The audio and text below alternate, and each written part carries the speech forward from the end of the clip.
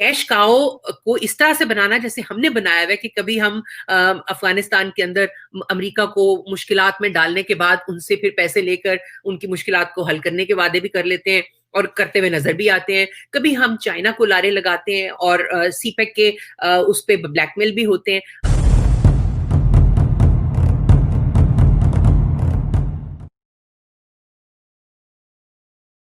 खराब है तो सवाल ये बनता है कि जी अगर इकोनॉमी खराब है तो क्या पीटीआई की हुकूमत सस्टेन करेगी?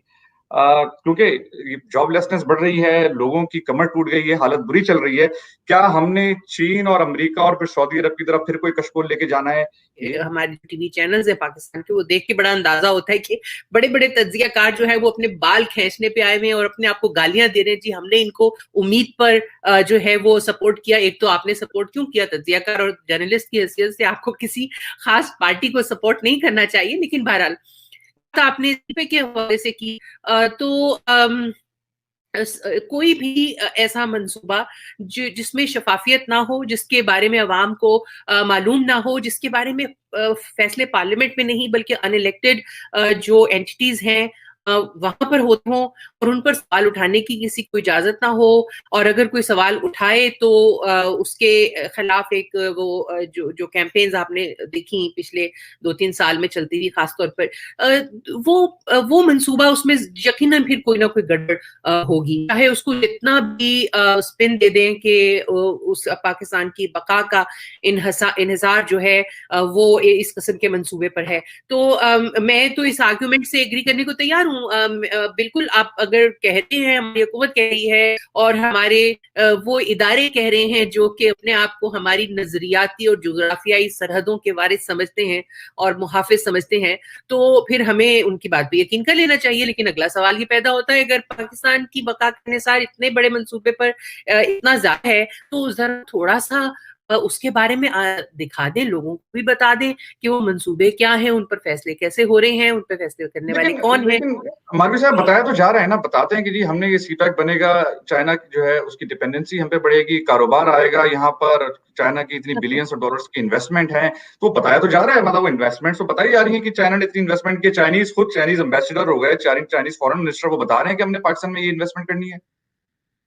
आज की तारीख तक फराज सब आज की तारीख तक मास्टर प्लान जो है सीपैक के मंसूबे का वो अवाम के सामने नहीं आ सका, उसको पार्लियामेंट में पेश नहीं किया गया। उसकी जो मुख्तलिफ जहतें जो लीक हुई, जो हमारे दोस्त खुर्रम हुसैन साहब ने एक दफा डॉन में छापी भी, वो उसकी जुजियात थी। एक तो जुजियात की बुनियाद पर फैसला नहीं किया जा सकता, लेकिन वो जुजियात भी इस कदर अनसेटलिंग और इतनी डिस्टर्बिंग है।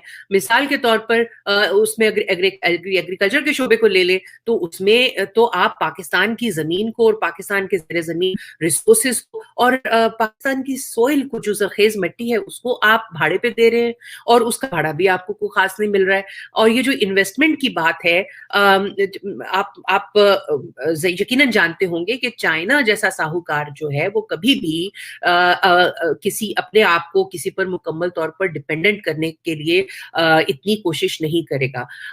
और अगर ये मंसूबा इतना ही है, मैं इसके खिलाफ नहीं हूँ।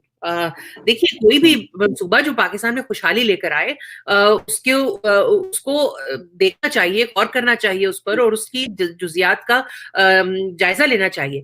इसीलिए तो हम कह रहे हैं कि इसको जरा शफाफ करें, इसके फैसले कहाँ पे हो रहे हैं और क्या इसमें पाकिस्तान का इतना फायदा है या नहीं। आप मुझे बताइए कि बलूचिस्तान के लोग जो हैं उन्हें क्यों उसके ऊपर वो इंडिया के एजेंट है सारा का सारा बलूचिस्तान? क्या खैबर पख्तूनख्वा के लोग इंडिया के एजेंट है? क्या सिंध के लोग इंडिया के एजेंट है? मतलब ये कि अगर वो लोग शोर मचा रहे हैं और उनकी जो नौकरियां हैं वो चाइनीज जो कैदी हैं उनको जा रही हैं या फिर पाकिस्तान की एलीट को जा रही है दूसरे इलाकों से, तो इसका मतलब है कि कोई गड़बड़ है, वो बहुत खास गड़बड़ है और उससे पाकिस्तान को तरक्की बहरहाल नहीं मिल सकती। ठीक है। अच्छा, शारिक महमूद आपकी तरफ आते हैं। सर, ये कहा जा रहा है, बड़ा एक अगला भी आर्गुमेंट है, कह रहा है जी ये जो कहा जा रहा है कि जॉबलेसनेस हो गई है, नौकरियां चली गई हैं, इकोनॉमी खराब है, इसमें कुछ ज्यादा सदाकत नहीं है, ये इसमें कुछ मामला खराब हैं, पाकिस्तान में बड़े लोग जो है थ्राइव कर रहे हैं, नौकरियां मिल रही हैं और ये चंद दिन की बात है। अभी देखिए आहिस्ता आहिस्ता आहिस्ता हमारी जो इकोनॉमिक ग्रोथ है वो शुरू हो गई वापस से। और ये भी कहा जा रहा है कि जी देखिए हमने कोरोना को कितना अच्छा कंट्रोल किया। मैंने तो शुरू में बहुत पहले कह दिया था, जब आपकी जुलाई के इलेक्शन थे 2018 के, जब मुकम्मल हो गया था प्रोसेस, तो मैं तभी से ये कह रही हूँ कि ये 10 साल तक का 2 इलेक्शन साइकिल्स जो हैं वो एटलीस्ट 2 इलेक्शन साइकिल्स जो हैं वो इस्टेब्लिशमेंट ने फैसला कर लिया है कि वो इन्हीं से चलाने हैं, क्योंकि ऐसी कोई तकलीफ इस्टेब्लिशमेंट को खास नहीं दी है इमरान खान साहब ने। अवाम की जो तकलीफ है, देखिए मैं आपको कड़वी बात करने वाली हूँ और वो ये है, शायद बहुत से लोगों को पसंद नहीं आएगी, लेकिन वो कड़वी बात ये है कि जो भी हालात हैं उसकी जिम्मेदार पीटीआई तनहा नहीं है। कोई भी हुकूमत में जमात होती तो हालात ऐसे ही होने थे। ये शायद ज्यादा तेजी से हो गए हैं क्योंकि जो लोग इस वक्त विराजमान हैं, जो चेहरे सजाए हुए हैं कुर्सियों पे, वो चेहरे बिल्कुल नए हैं और उनका ख्याल था कि जो स्लोगन को दिए गए थे इलेक्शन जीतने के लिए, उन्हीं स्लोगन्स की बुनियाद पर हुकूमतें चलाई जा सकती हैं। तो ये हालात जल्दी बहुत कैटलाइज हो गए, वरना तो कोई भी हुकूमत होती तो यही हालात होने थे। क्योंकि मैं सिर्फ अपना जुमला मुकम्मल कर लूं फराज, क्योंकि हमारी जो पॉलिसीज हैं उसके अंदर फंडामेंटल, आपकी चाहे फॉरेन पॉलिसी हो चाहे आपकी इकोनॉमिक पॉलिसी हो, फंडामेंटल एक बुनियादी चीज है उसमें कि हमारा एक गोल है एक ही, कि हम पूरी दुनिया में से देखें कि कौन कैश काउ है, कौन हमें कैश देगा। हमें खुद से कुछ करने की खास जरूरत नहीं, हम खुद से जो कर रहे हैं वो वही करते रहेंगे। खुद से जो मिलिटेंट्स हमारे हैं वो हम उनको किसी ना किसी तरीके से सपोर्ट करेंगे और अपनी स्ट्रेटेजिक अहमियत जताए रखेंगे, और उस स्ट्रेटेजिक अहमियत की बुनियाद के ऊपर हम कैश काउ ढूंढें, कभी चाइना ढूंढ ले, कभी अमेरिका ढूंढ ले, सऊदी अरब ढूंढ ले, कतर वतर फलाना धमाका ढूंढते रहें, और उसी लाइन पर हमारी फॉरेन पॉलिसी भी चलती है और उसी लाइन के ऊपर हमारी इकोनॉमिक और फाइनेंस की पॉलिसीज, मॉनेटरी पॉलिसीज भी और हत्ता की डोमेस्टिक पॉलिसीज भी उसी हवाले से चलती हैं। और ये ऐसे ही चलती रही है, चल रही है और चलती रहेगी, और आइंदा 10 साल तक, अब 8 साल रह गए हैं, आप बिल्कुल फिक्र मत करिए, यही लोग होंगे और इसी तरीके से पाकिस्तान को चलाएंगे। लेकिन मारवी, मेरा हमेशा से कैश काउ की जो हम बात करते हैं ना कि जी चीन और अमेरिका, मैं कहता हूँ शायद कैश काउ होना बुरी बात नहीं है शायद, क्योंकि आप लेकिन कैश किस तरह करा रहे हैं? यानी कि हम वो बदकिस्मत मुल्क हैं कि हम अमेरिका के भी एलाय रहे हैं, अमेरिका की जंगी हमने लड़ी हैं, चीन के भी हम करीब रहे हैं, और ये दोनों ममालिक जो हैं चीन और अमेरिका इस वक्त दुनिया की सुपर पावर हैं। हमने इनसे एजुकेशन के मैदान में, टेक्नोलॉजी के मैदान में जो फवायद लेने थे वो हमने लिए ही नहीं। इंडिया ने MIT की सिस्टर यूनिवर्सिटी कायम की, IITs। उस IIT का नतीजा ये है कि इंडिया के जो टेक्नोलॉजी में इस वक्त आप देखें, माइक्रोसॉफ्ट का CEO इस वक्त जो है इंडियन नसाद हैं, गूगल के CEO इंडियन नसाद हैं, और दीगर कंपनीज के। तो हम कैश को रखें लेकिन कैश भी तो ठीक से करें ना, कैश भी हम ठीक से नहीं करते। फराज, उसमें थोड़ा सा मुझे थोड़ी सी इजाजत दीजिए। कोई भी मुल्क इसको अपनी बहुत इंसल्ट और ह्यूमिलिएशन समझेगा अगर वो मुकम्मल इन्हिसार किसी कैश काउ के ऊपर करे। देखिए, कैश काउ से मुराद है कि कोई हमें पैसे डोल आउट करता रहे और हमें कुछ ना करना पड़े।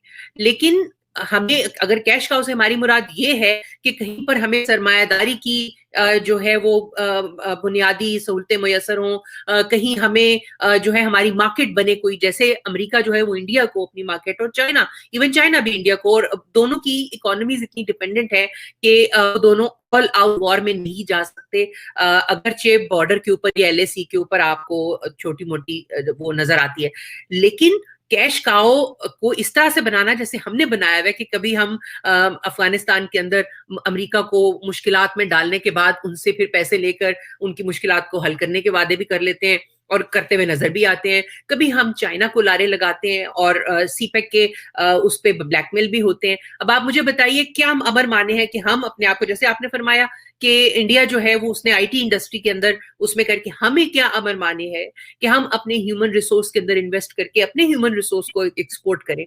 हमें क्या अमर माने है कि हम एक dependent raw material producing economy से छलांग लगाकर मैन्युफैक्चरिंग इकोनॉमी की तरफ जाएं और एक मैन्युफैक्चरिंग कंट्री बने? उसके बजाय हम क्या कर रहे हैं, हम इंशाल्लाह माशाल्लाह टाइप की इकोनॉमी और हम पॉलिसी है जी, इंशाल्लाह CPEC बड़ा अच्छा चल जाएगा हमारे लिए। भाई इंशाल्लाह माशाल्लाह से खाली कुछ नहीं होता है। आप अपना रॉ मटेरियल जो है अपने उनके हवाले कर रहे हैं। इवन रिको डेको इस तरह के जगह जहां से हमारे ज़ेर ज़मीन रिसोर्स है वो भी हम इन लोगों को 80% के ऊपर इन लोगों को दे रहे हैं, 20% की थोड़ा बहुत हमें मिल जाता है। तो आप तो अपने रिसोर्सेस को इस तरह से डिप्लीट कर रहे हैं और उसके बाद भी इंशाल्लाह माशाल्लाह के ऊपर ही लगे हुए जी, इंशाल्लाह ये अच्छा हो जाएगा, इंशाल्लाह इमरान खान की हुकूमत बड़ी अच्छी हो जाएगी, इंशाल्लाह CPEC हमें इनकलाब बर्पा करके दे देगा। अरे भाई, कुछ सोचिए, इंशाल्लाह माशाल्लाह से कुछ नहीं होता है, खाली आपको खुद भी अपने आप को हिलाना पड़ता है। कोई और लफ्ज बोलने लगे मैं। लेकिन मारवी, आपने जो आर्गुमेंट दिया उसका मतलब ये है कि ये एपीसी वगैरह ये सब जो कहानी है, ये लोग अपनी जान मारते रहे, इमरान खान ने अपनी मुद्दत पूरी करनी है, अगला इलेक्शन जीतना, ये आपकी प्रिडिक्शन है? जी मेरी प्रिडिक्शन, देखिए मैंने पहले अर्ज किया कि प्रिडिक्शन कुछ नहीं होती है, लेकिन जो हालात हैं, अगर कोई बहुत बड़ा वाकया हो जाए जिसमें इमरान खान साहब को अपने पांव पे कुल्हाड़ी में और एस्टेब्लिशमेंट फैसला कर ले कि इनसे जान छुड़ानी है, जल्दी जान छुड़ानी है, तो फिर तो ये हो सकता है। लेकिन उसके अलावा और कोई इस वक्त मेरा ख्याल है सूरत ऐसी नहीं है यानी कि इसका इन्हिसार भी इमरान खान के अपने ऊपर ही है?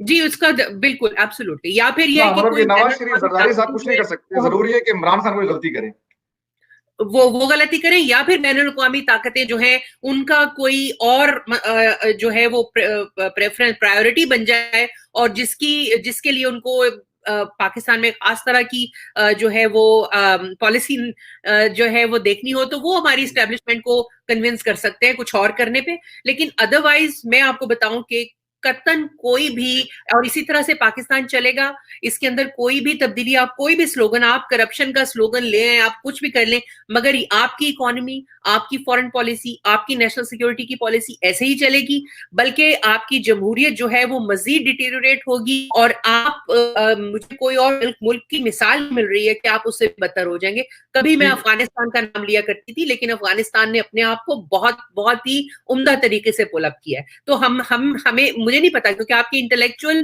कैपिटल है वो परवाज कर रहा है हर रोज की बुनियाद बाहर परवाज कर रहा है, क्योंकि आपने पाकिस्तान के अंदर अपने इंटेलेक्चुअल कैपिटल के लिए हालात इस कदर मुश्किल कर दिए हैं कि अब आप देखिएगा आइंदा भी परवाजें होंगी, अगले 2 साल में बहुत से लोग और निकल जाएंगे।